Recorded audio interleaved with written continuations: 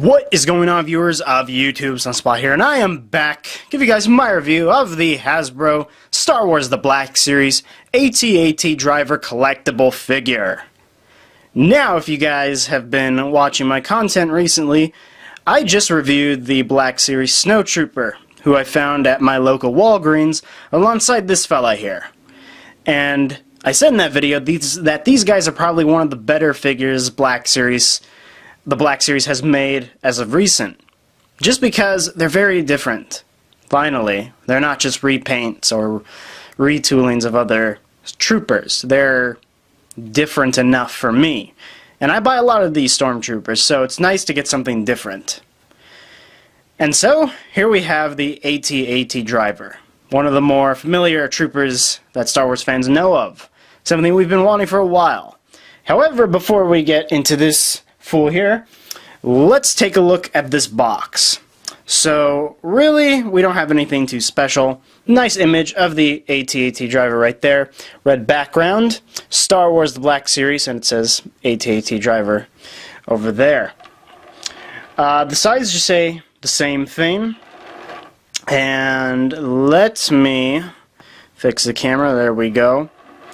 And it says 31 right here. So yeah, he's series number 31 of these waves, and another image of him there. And if you are curious, there's a biography of the character. You can pause and read that now if you so choose. So there you go with the box. And now that that's out of the way, I can finally throw that crap away, and we could talk about this super awesome figure.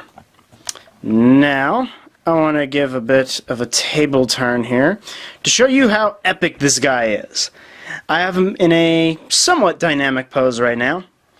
I like the mold because you could do a lot with this. He's very flexible. And so you could pretty much do the splits on this guy, and his ankle pivot is just really, really nice. And that's just because of the aesthetics of this guy. Because of his aesthetics, his boots are a lot more flexible, and he's in that kind of cargo pants area of things, so he's just flexible. And of course, he does have a little laser blast right here, just one weapon. So there you go with that. Has some nice paint applications. Nice little piece of silver right there, good mold, and it's, you know, a little bit bendable. Mine isn't bended that bad, but wish it was straighter, but, you know, there you go with that. So, moving that out of the way, let's take a look at this figure. Gonna move my turntable out of the way so we can look at this guy's details, because he has a lot. This guy has a lot of paint application, which is what I love. I absolutely love this figure. Gotta zoom in on his head here. And you can tell there's a lot going on. There's a lot of paint happening here with a lot of molds. Molding, I mean. So I like the glossy black they used for this, kind of this arrow on his head, and I do like those Imperial logos on just above his temples. That's always nice. If you look on his mouth, and I don't know how well that's translating on camera, but he does have some bits of silver and red, which I found really impressive for a figure like this.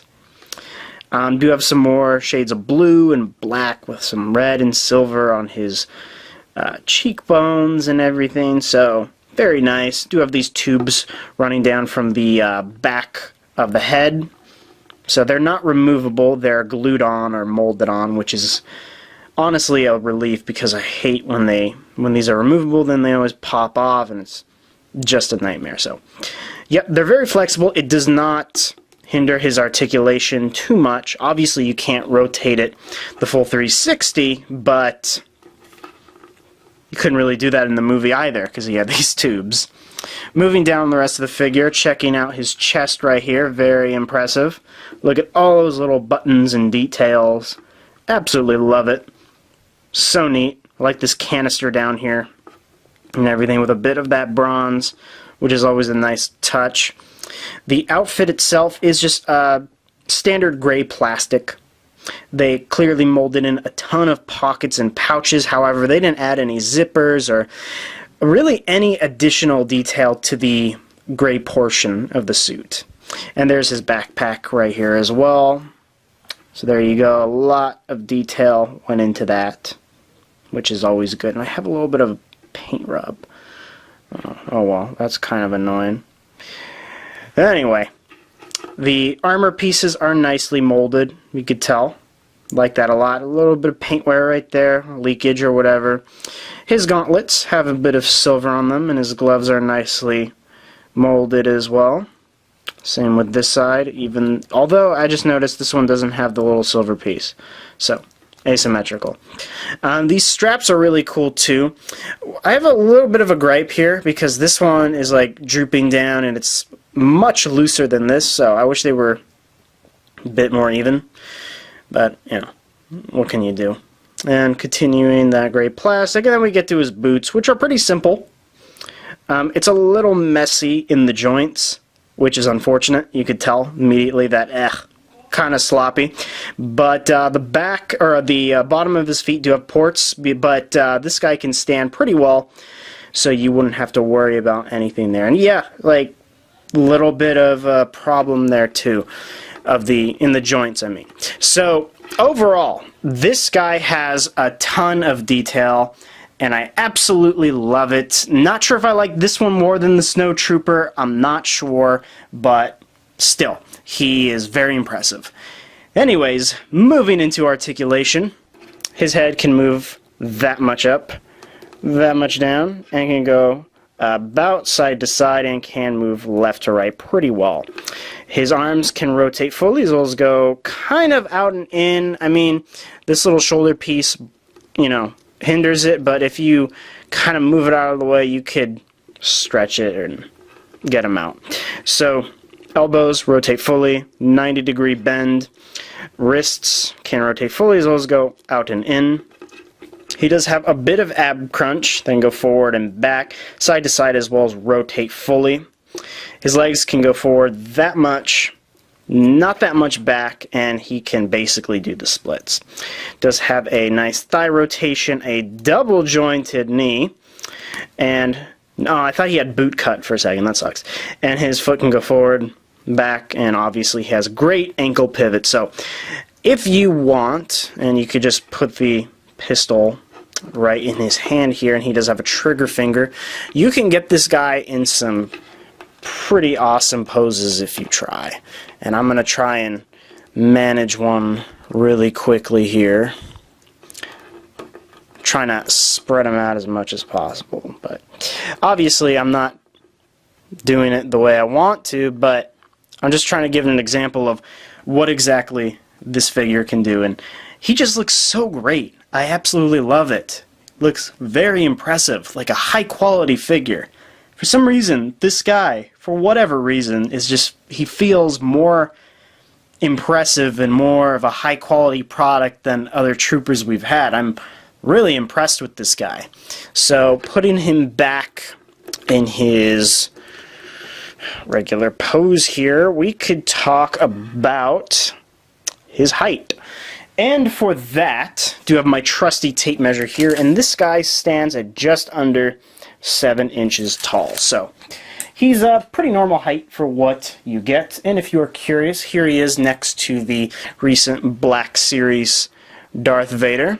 So Vader is a bit higher, but that's expected because he's kind of like the Imperial leader. So there you go with that. And just for some more comparison, here's a standard NECA figure. And for our purposes, I have Ripley. So there you go with size. And of course, we can't forget the main event. Hell yeah. And here he is next to my alpaca. So, do I recommend this figure? Absolutely. This is such an impressive figure.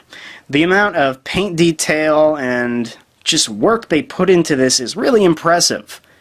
And I'm not saying other stormtroopers from the Black Series are bad, but I feel like because of the aesthetics in the movie, they were kind of forced to give him a lot of detail. Because generally, stormtroopers are not too complex. It's just white pieces of armor over black or over more white or whatever. But this character, the AT-AT driver specifically, and unlike the Snow Trooper, has more of a complex design. So naturally, we have to get a more complex figure, which I love. So if you're like me and you collect all the troopers, I definitely recommend this guy. He will fit wonderfully with your Stormtrooper collection and your Star Wars collection in general. He's basically a masterpiece. He does have flaws, like I said. I'm not trying to sugarcoat this guy. The straps on his legs are a bit loose, which sucks, and I pointed out several times in the video that, hey, the joints and the ankles are really messy, the paint I mean, and he does have some leakage on parts of his armor, which sucks. So Hasbro, get your shit together, alright? Because this guy's 20 bucks. He's not cheap. He's a $20 figure. Anyway, I think that's all I have to say in this video. Before I end, go check out Action Figure Sanctuary on our Facebook page as well as our YouTube channel where we host our live streams. And check out all the content creators of the Sanctuary, all of which are in the description below. And with that said, people, if you did enjoy this video, please like, subscribe, comment, check out my site at SunSpotReviewz.com, and I will see you guys in my next video.